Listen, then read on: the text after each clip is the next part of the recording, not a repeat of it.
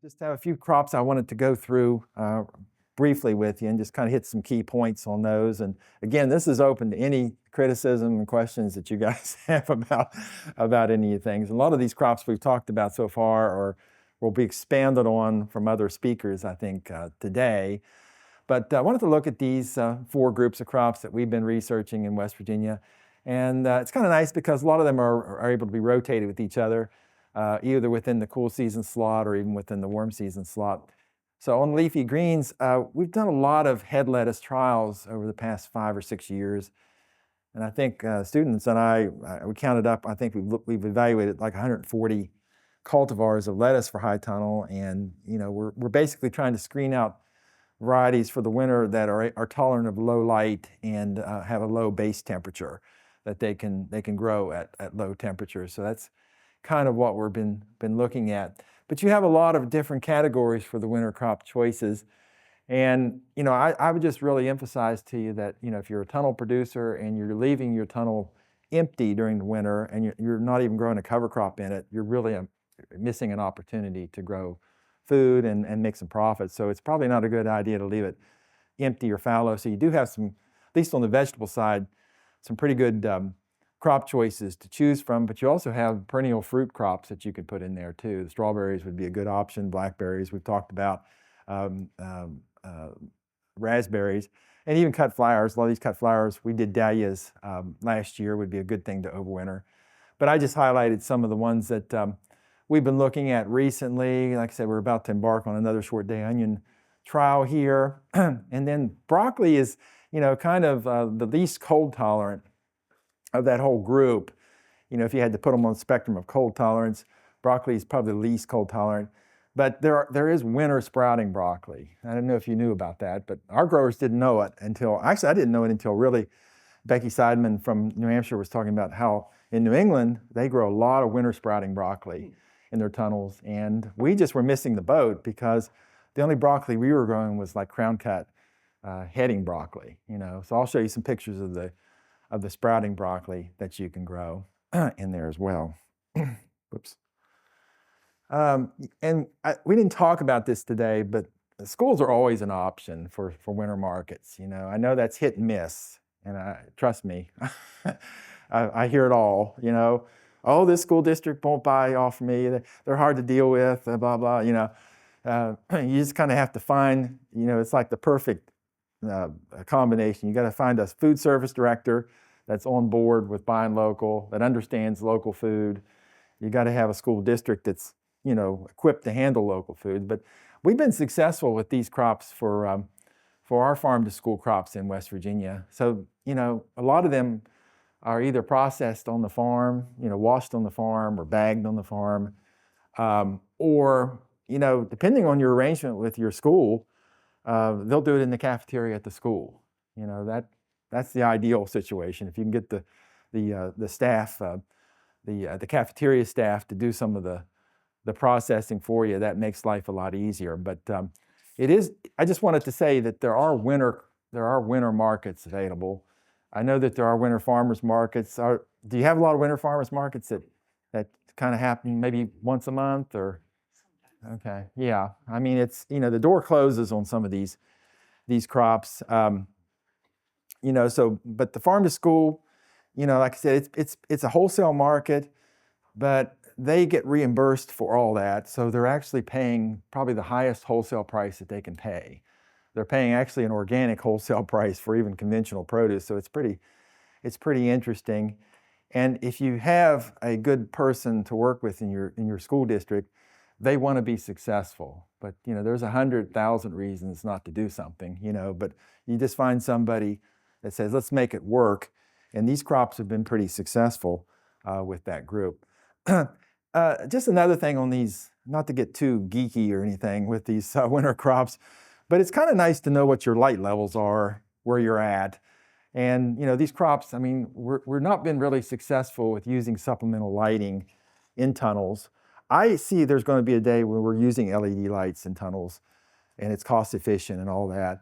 But right now, this is a natural resource driven, system. We're using natural light. So in order to make these cool season crops, particularly these leafy greens grow, you need at least 15 moles of light, So if you're not getting that naturally, it's just in stasis. It's quiescent. It's not doing anything. So that's what, Dan was saying. You pretty much have to be almost 80% mature going into the Persephone, the less than 10 hour per day photo periods, where basically most crops are not growing at all when they hit that point. But if you look at Iowa versus West Virginia, we kind of share light levels, at least in deep winter. But I think we have more light in November and in February. Well, definitely November than probably what you do here in the central Midwest. So that's what you have to work with nature. I tell farmers this all the time. I mean, you just don't want to work against nature. So you don't want to push the boundaries of these crops to the point where it's not feasible to grow them, or you just planted them too late and they're not going to do anything for you. So you have to kind of know where you're at least things like the light. And you're just sort of selecting plants that can freeze and fall.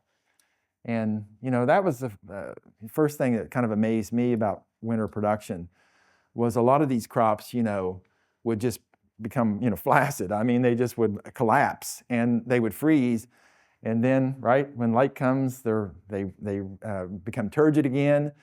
So there's just extracellular freezing. There's no intracellular freezing going on. So, things like kale, that's red Russian kale or whatever, most of all your kales, spinach, lettuce, this was some type of lettuce that I showed you here. You see ice crystals on the midribs, well, don't freak out, but just don't harvest it when it's frozen, right?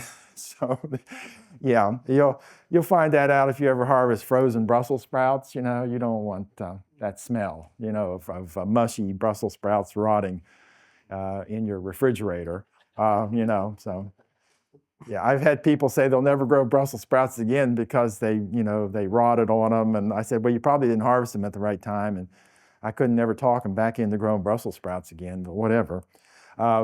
So that's interesting. That's just kind of a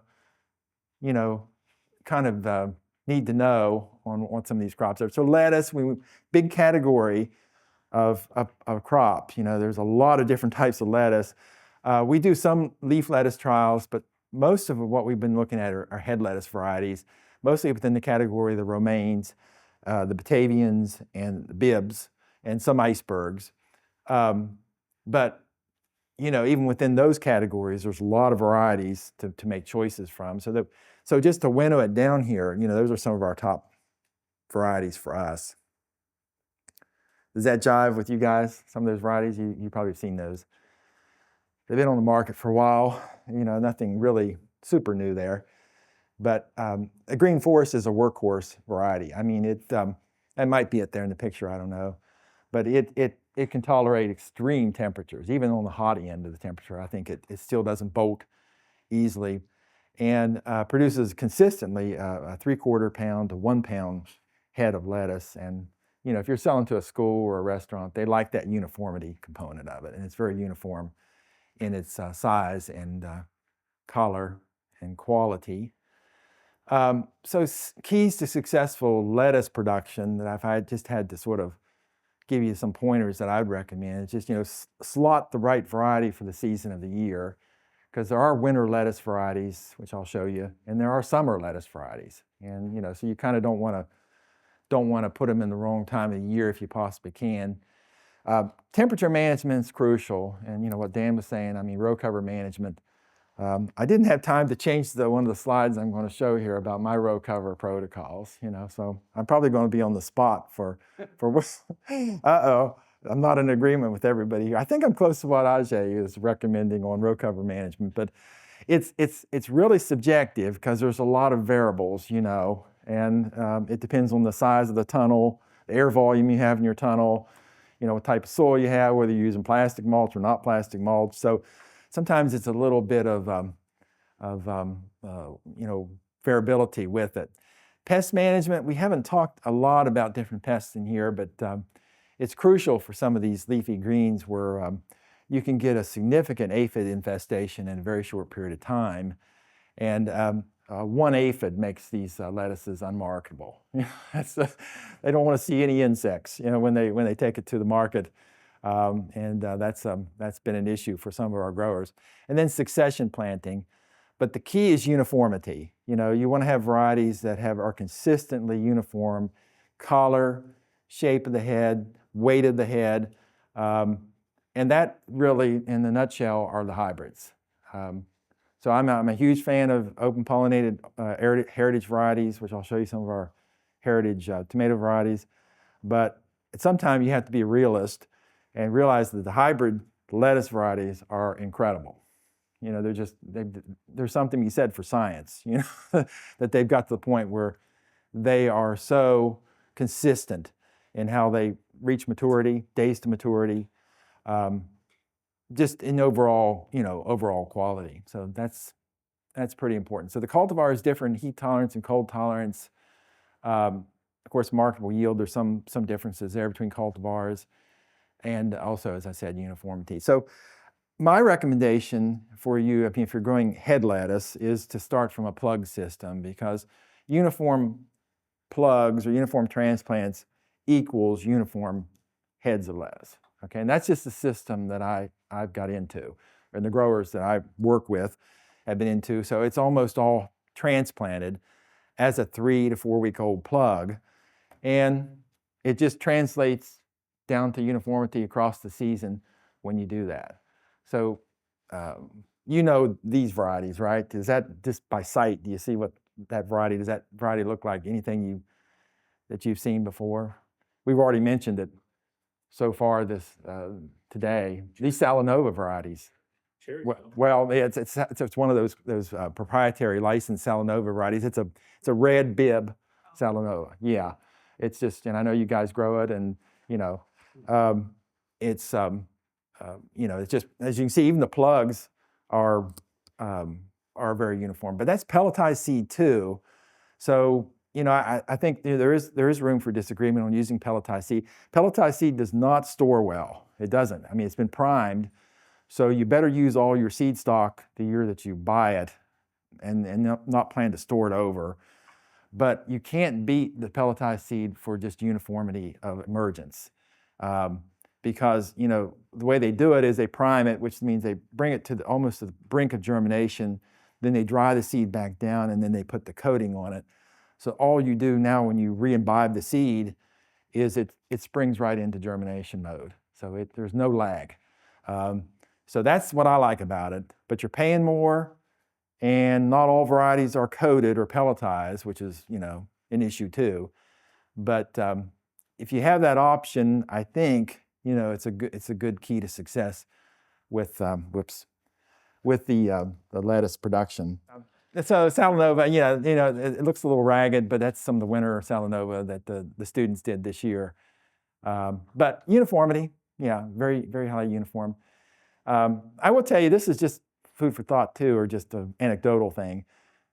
Red lettuces have more aphid problems than green lettuces. Don't you agree with that? You're always going to get aphids, usually on the reds, I think, because they like warmer leaves, and red leaves are warmer than green leaves. So they're thermophilic organisms. So they just kind of like, okay, what's the warmest thing I can feed on? They usually start on the reds, and then they spread out from there. So I guess if you're scouting, your tunnel, if you have red kale or red lettuce, always look for the red stuff first to have aphids on it. And so these Salanovas, or some of our hydroponic growers use it in the NFT system. Tropicana, this was one of our favorite out of our large trial, and it's a dual-use lettuce, and it's a multi-cut, it's a multi-leaf lettuce that we mentioned earlier. So you could cut it as a loose leaf, or you can cut it as a head lettuce. Either we like it. Magenta, I think we mentioned that already.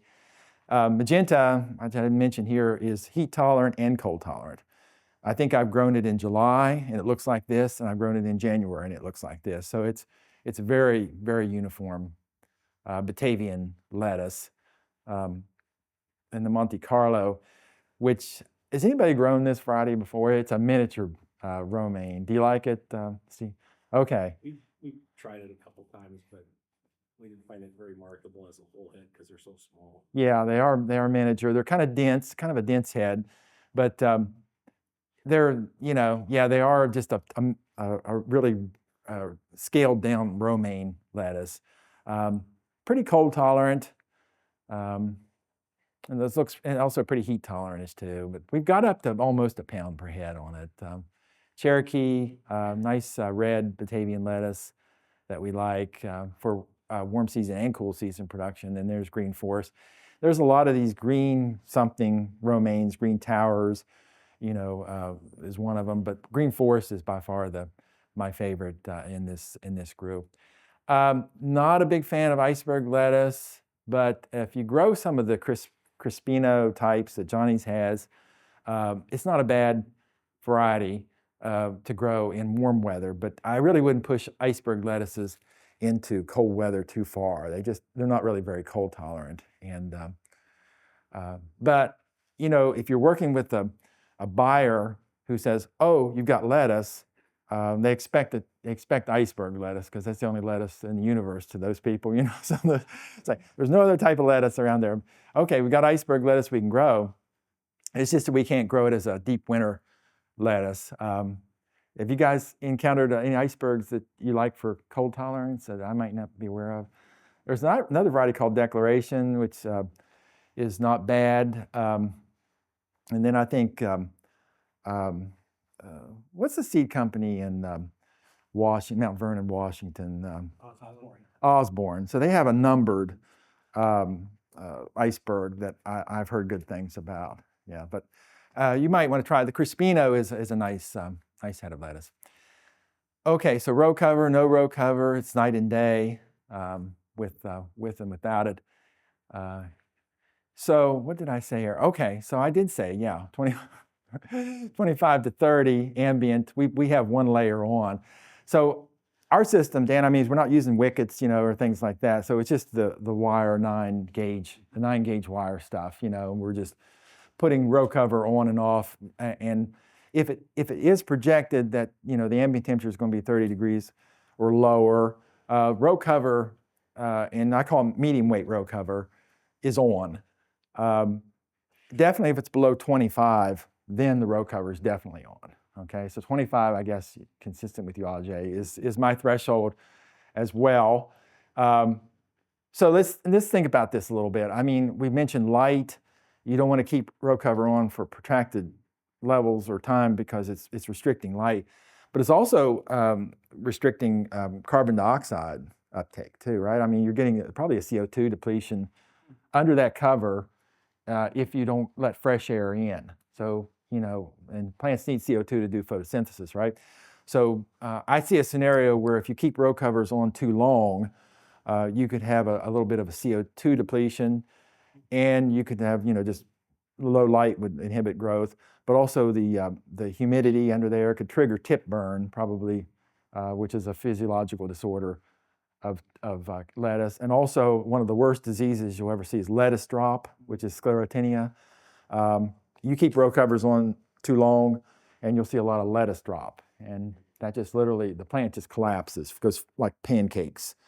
So, and like I said, we're all friends here. Am I wrong? That is taking row covers on and off, you think that's a big job? No. Yeah. Because we don't live on farm. Okay. That's where our big pinch point is that we're driving every time.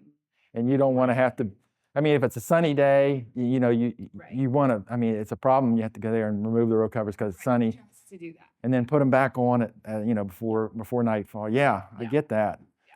And so, let's work on an automated system. We're doing them, well, hey, I could, my test audience are these students that have to do it for me. And if I get any, grumbling from them, I said, well, it's probably okay. It's probably okay to keep doing it that way, as long as they're saying, I don't want to do it. Okay, everything's good. It's probably, but I tell them, what's it do? 30 by 96 tunnel, you could probably do row covers in, 30 minutes on and off. But it's not like you're putting sandbags on it and you're not putting, clips on them. So there's no wind issue. So, it's part of this whole formula for doing things passively. But we have some really successful lettuce growers, and I know you guys do here in the Midwest, that use heaters that keep the minimal temperature above freezing. So if you've got that, in, similar to what you've done with your geothermal, if you keep the base temperature at a certain level, then you really don't have to mess as much with row covers. But if you don't have free gas, and if you don't want to pay for propane, or if you don't want to use a geothermal system, then row covers are it. That's your backup heat source, I guess, to look at it that way. So on and off, based on whether it's sunny day or not, I think I would keep them on if you had a cloudy day the following day. But if it's going to be sunny, they definitely come off, and that way. So the 1 ounce is what we use, or the students use. With the staggered plantings, so our delta, our days to stagger the plantings, for example, lettuce, usually is about 2 weeks to 3 weeks. So we're averaging about 2 weeks between planting dates. So the later you push the planting of lettuce, and you can push it into October pretty deep in our state, then you can actually have longer intervals between planting dates. But when you've got planting in September or August, your average staggered time is about 2 weeks, is what we recommend. That kind of segments the crop so that it doesn't all come on at once, which is what you want. And so you kind of get into that system with it. Well, the brassica crops, I wanted to hit on those a little bit. And I know this is kind of a crop that people don't think about growing in tunnels, and you're saying the margins are probably low. Why are you messing with this crop? Well, green cabbage, not Chinese cabbage, and we've done a lot of Chinese cabbage evaluations over the years, but the problem with Chinese cabbage is it's really hard to push it into deep winter without any type of freeze damage on it. And it just seems like, the wrapper leaves and all that gets kind of brown and discolored. And I'd rather have Napa cabbage than I would green cabbage, but you just have to work with, the genetics that you have. And so I thought, well, let's look at cabbage again as maybe something that could replace head lettuce as a cash crop for our growers. So we looked at planting dates and planting windows or spacings for the cabbage. And we did a huge variety trial. And what we were really ultimately seeking was cabbage varieties that had a high vernalization requirement. So just translate that into chilling hours. So if a cabbage variety needs a lot of chilling hours on it and it's not going to bolt, that's a good winter cabbage.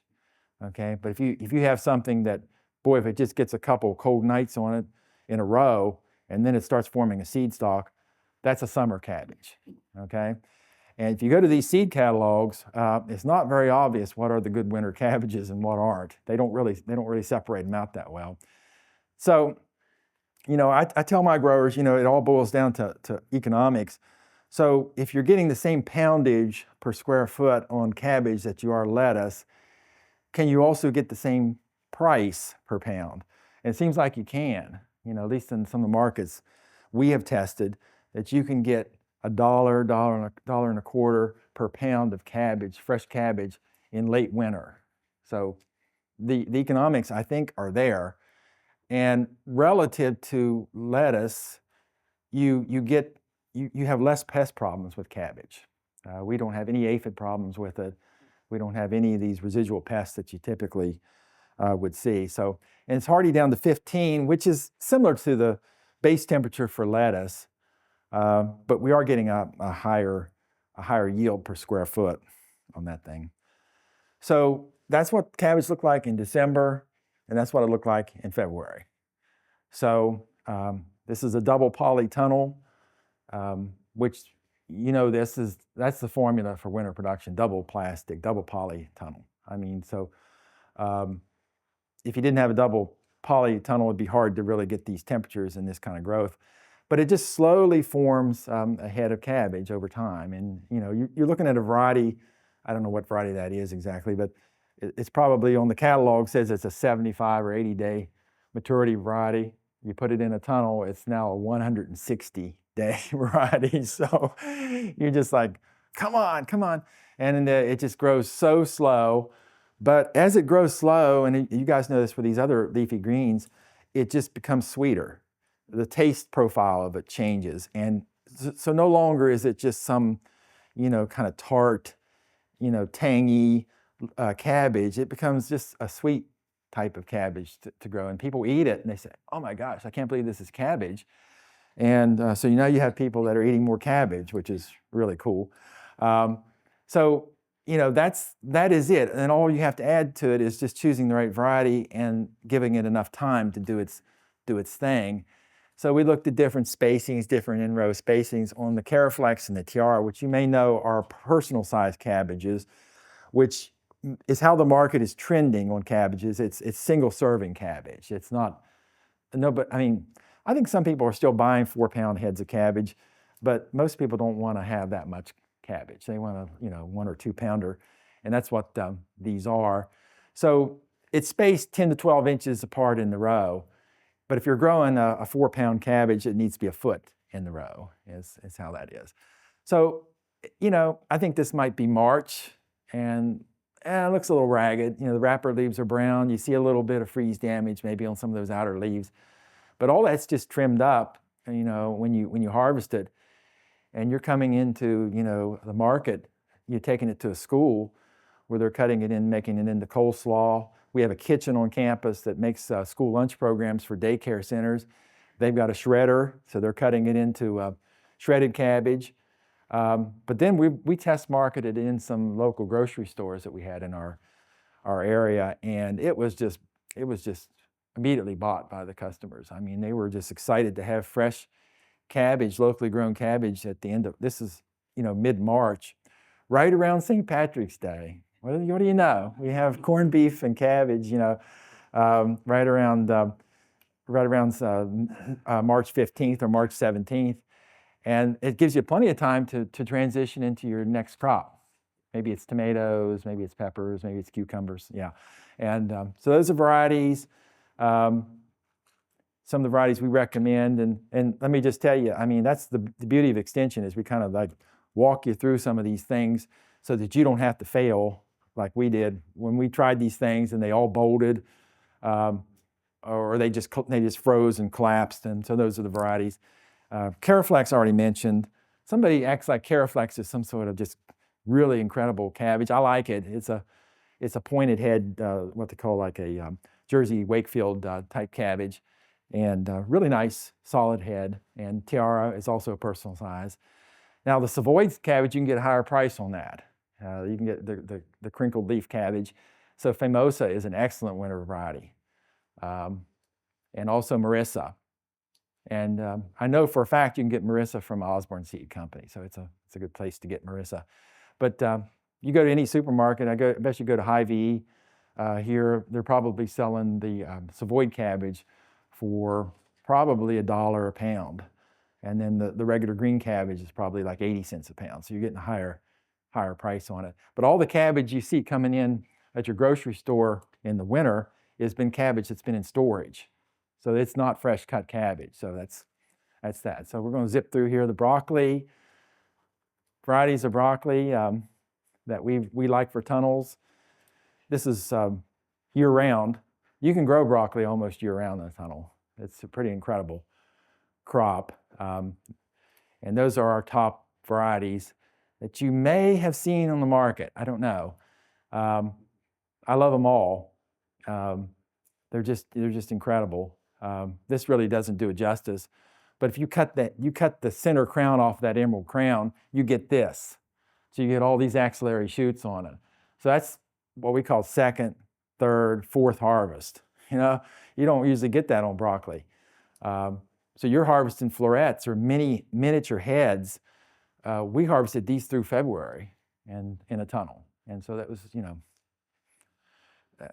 it was a second, third, fourth crop on that, which we really liked. So Eastern Crown, Eastern Magic, Emerald Crown, and the Covina are good varieties to choose from.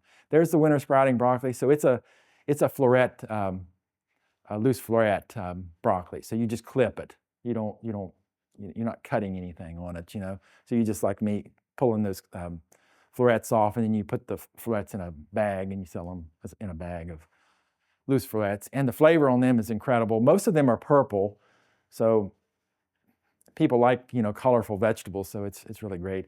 But there is the broccoli rabe, which you can do in the spring and also the fall. But those are some good varieties on that. And this asperbrock, which is recommended. Melons, I'm almost out of time. Just took this picture because it was raining like crazy. This is the reason why you grow melons in a high tunnel, because you keep the rain off of them. Because if you get rain on melons, they rot, they split, they get all sorts of leaf diseases. So we looked at trellising versus non-trellising. And trellising is done on a lot of crops. I think Ajay will talk about cucumbers, trellising cucurbits. Standard practice for cucumbers, not so necessarily standard practice for melons. And so we looked at that, and the end result was we thought maybe putting them up on a trellis would make the flowers more accessible to the bees, improve fruit set. Long story short, we saw no effect of putting them up on a trellis, other than the fact that those varieties of melons that split, which I'll show you in a moment, they did better on a trellis. So if you got a melon like a Chantenay melon, that's a French melon, they split on the blossom end. You don't see that if you put them up on a trellis. Alternaria leaf blight, you do see that. So that's what a Chantenay melons look like. So when they're put up, when they lay on the ground, they split. When they're up on a trellis, they don't. But this is a tough cantaloupe to grow because you don't know when it's ripe, It never slips from the vine, so you just have to, give it to me. It won't come off the vine, even though it's ripe, So we did the trials, and, Sugar Cube, Savor, Athena, Ambrosia were the top on our trial. And I'm out of time, but these heirloom versus hybrids on the tomatoes. These are West Virginia Appalachian heirlooms. And I will give you seed on any of these if you want to try them here in Iowa. But we have our own mortgage lifter for West Virginia. That's what it looks like there. But that's the thing. That's the beauty of tunnels. You can really explore the heirlooms. You can take the heirlooms from Iowa, grow them in your tunnel, and they maybe melt out in the field because there's all sorts of rain and the weather that they get out in the field. But you put them in a tunnel where you can control the watering. They don't split, they don't crack, so you get a better quality tomato. So all these tomatoes I have here, they're all thin skin, just real juicy tomatoes, and it's really hard to grow them out in the field or out in the garden without them melting and falling to pieces. But if anybody wants any of those varieties, I can get you seed. This is one of our favorite hybrids, Mountain Man, and it's done well for us. And it's actually a heat set variety, so it did really well for us. And so that's what it looks like on the vine. So really nice, heavy set of tomatoes on that. So the 589 you're probably familiar with. And Red Deuce, which is common, is another variety that our growers will grow. Grand Marshal, it does well in the tunnels. I don't know if you guys have tried that, but it's also a heat set variety. And Red Morning is also in that area. So those are varieties of tomatoes that we have. And I think I told somebody this earlier today. The key to tomato production is just making sure your nitrogen levels are above 4% when you're fruiting, and your potassium levels are above 3%. So if you do a tissue test, which is what we recommend, when the time they're setting fruit and you're at those levels, you're pretty much set to go. But if you're below those levels, you're going to have some problems with good quality fruit, I think. So anyway, those are the varieties. Out of time for questions, right? Okay. Take one. Okay. You guys can ask me anything you want.